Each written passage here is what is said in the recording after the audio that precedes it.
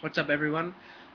Today I'm going to give you an updated build of my Sea Lancer deck, since a lot of you saw me on Your Yu-Gi-Oh channel when I was at Philly. And I've gotten a lot of messages about an updated build. So today I'm going to do that since Hidden Arsenal 6 was released. The deck got some new combos with Daigusto Phoenix. So I'm gonna go over the deck and some new combos, including mainly just the OTK that you can do with Daigusto. So let's get into the deck. I'm going to start with the spells. Alright, so you got triple MST. Try to see if you can see that. Triple MST, pretty standard. Triple enemy controller. Again, pretty standard for a frog deck. Sorry if you hear my dog growling. You have Dark Hole, Monster Reborn, Heavy Storm, 2 Salvage. I was pretty excited at Nats. I got a blue Salvage from somebody, so that was pretty cool. Alright, so that's all your spells. Now we've got your monster lineup. Triple Effect Veiler. Again, this is, pretty close to the ban list, so I'm not sure what's going to happen with Effect Veiler. As far as how many I'll run, will I start running Maxis? How will the format be affected? Is it going to be a quicker format? Will we need Maxis again? Or is Veiler going to be enough? Veiler is really good in this deck. It does conflict a little bit with Tragodia and your kind of hand advantage, but it also, the bonus to this is Dark Mist is a huge win condition in my opinion, so being able to Veiler things to get rid of him is a huge bonus, especially in things like the Chaos Dragon matchup. So you really, Effect Veiler is something you kind of hold in this type of deck. As I just mentioned, you have 2 Tragodia and a Gorse. 1 Battle Fader. I like this because a lot of decks OTK, and this is even nice if you don't have too many frogs, but maybe a Treeborn in the grave, you can still get your lad out with 2 quick tributes. Sangin and triple Tour Guide. Tour Guide is a main piece of that OTK I was just mentioning, and is something that was not in the video on your Yu-Gi-Oh channel. It is a new addition. Most of the stuff I'm pretty sure is the same up until this Tour Guide part, if I remember correctly. So Tour Guide was added. Sangin was always played, but the Tour Guide engine was something that I added post-Philly. Philly I was running triple card deed, now I'm running 2. I dropped 1 so I could fit in a Tour Guide. Still love the card in here. You just generate so much plus in this deck with Tour Guide now, with card D, with your Sea Lancer and your Poison Draw Frog and your Dupe Frog searches, Sangin, the whole thing. So this just helps you get to that Sea Lancer, that Swap Frog quicker, which has always been its purpose, which is why I ran the deck at Philly with 3. One change as well, I added BLS for Nats. Unfortunately, I ran into some really sacky Dino Rabbit hands, so I dropped at X3, but when I dropped BLS, I almost think I won every single game that I dropped him in. You're running the Torrid engine, you're running Trags and Gores, triple Effect Veiler and triple Lad in here, so you have plenty of targets for BLS. And don't forget, if you summon him, they kill him, you summon Lad, you can get that BLS back. So it's a pretty awesome combo, and he provided a lot of support for me, so I'm keeping him in. I know it's a Sea Lancer deck, and I'm an advocate of this card, but at the end of the day, you're running Salvage and stuff, so you don't really need 3, I found, in my opinion. 2 has been working pretty well. Dropped the 3rd for the 2nd Tour Guide. So, yeah, 2 Sea Lancer instead of 3. It's been a pretty good change, honestly, since he's very reusable and easily searchable with Sangin. As I mentioned before, you have your triple Light and Darkness Dragon. Yeah, nothing to say. It's Lad in negate stuff. Really good against the Insector matchup. Really terrible, in my opinion, against the Chaos Dragon matchup. But your next card that I have 2 of in here now, 2 Obelisk. These cards are just kind of added in. to bring the deck up to 42 total. But they've just been so good. Obelisk creates such problems for so many decks. Almost every deck only has a few good answers to him. So decks like Chaos Dragon that mill lot and the potential to mill their only out, which is Dark Hole in that deck, unless they somehow drop the 5-headed on you, is really game breaking. You know, and Insectors, play those torrentials and stuff, but can also get over him.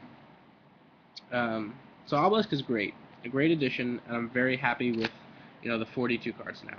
And then you got your standard Frog engine, triple swap, double poison draw, and now with the Torghud engine, I was able to drop Dupe back to 2, which is what I had it way back when I topped top 10 to regional with this deck. Most of my Swap Frog and Sea Lancer searches honestly come off of Sangan now.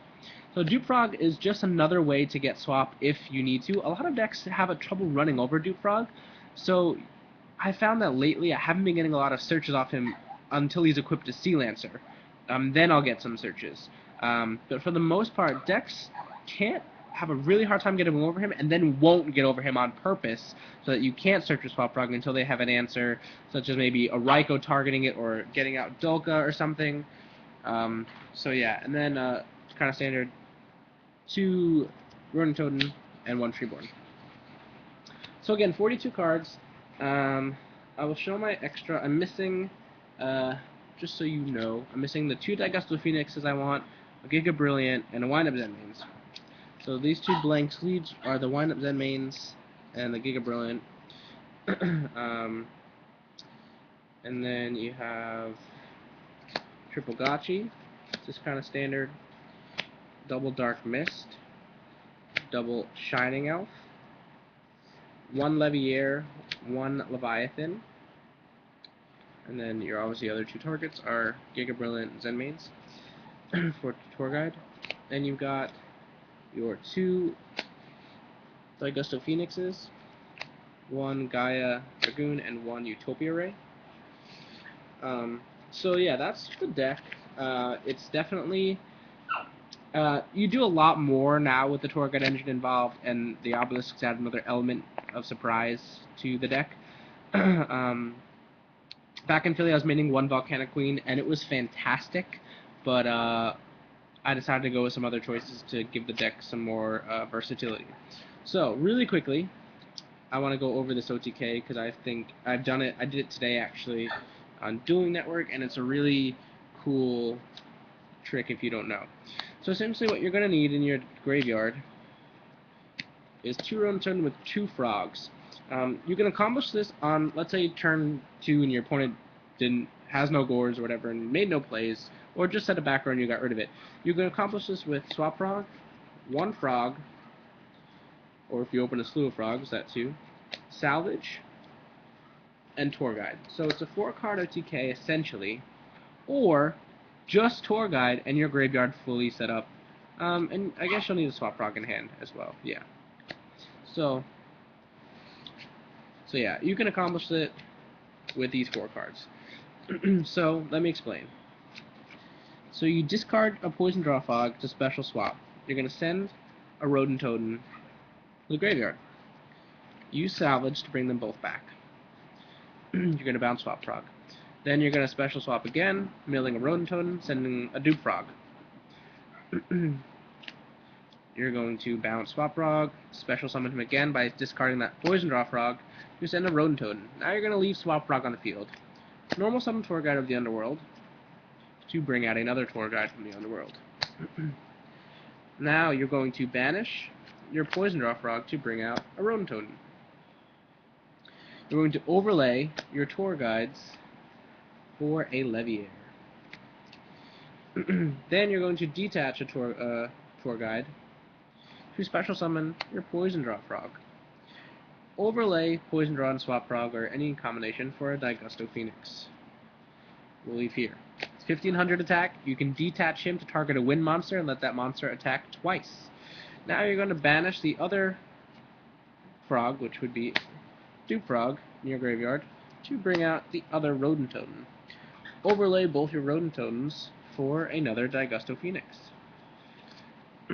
So now you've got 2 Daigusto Phoenixes and a Leviair on board. You're going to detach 1 frog, targeting your Leviair, detach another frog from your other Daigusto, targeting one of your Daigusto Phoenixes. So now Leviair attacks twice, a Daigusto attacks twice, and this is a normal attack. So math, 18, 18, 15, 15, 15, that's 8,100 damage. Basically drawing a tour guide, swap frog with a frog in hand, or, you know, your 4 cards, Salvage, Ronintoadin, let's say, swap frog, and tour guide. So that's your 4 card OTK that Daigusto Phoenix now enables your Lancer Frog deck to accomplish. It's kind of weird how like it happens mid game, or you just, you know, I did before like Leviair, Daigusto, and then a Sea Lancer I had that because I did normal summon Sea Lancer, so it was like 36, 15, 51 that is, and then 23. So it was 76. That was it, 76. So needless to say, I won that game. Pretty sure he'd taken some damage earlier, so that was kind of game. So it's really kind of cool now that we have this ability to attack twice with the Leviair or the Daigusto itself. Some options for the deck now are Ryza. I think is a pretty interesting tech choice because now you've got a 2400 body that can attack twice with Daigusto on the field. Because it's pretty easy to make, you know, the Monarchs next to these Ronintoadins. So I might actually try and tech one in, maybe tech out a Lad, play 1 Ryza, and see how that works. But again, this is close to the ban list, so this deck, you know, could easily change if BLS is banned, if Tour Guide is touched, if MST is touched, if Heavy is touched, any of, like, you know, your staples, Darkhold, Monster Reborn. So there could be a lot of leeway for this deck. I think Monarchs are going to be really great post-September 1st. Monarch-type decks, like Sea Lancer, obviously like regular Monarchs. So I would definitely, you know, hold on to your Monarch stuff. I think this deck's going to be great. You know, I thank you guys for watching. And like I said, I knew my dog was going to start barking at some point. So I hope you learned something. I hope you like the changes I've made. Rate, comment, subscribe. Let me know of any fixes you would make to the deck. I can't think of any. I think, you know, the deck thins itself out so quickly that 42 cards doesn't fully matter.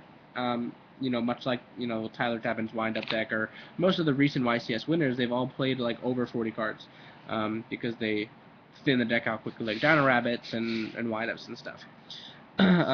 So yeah, thanks for watching the video.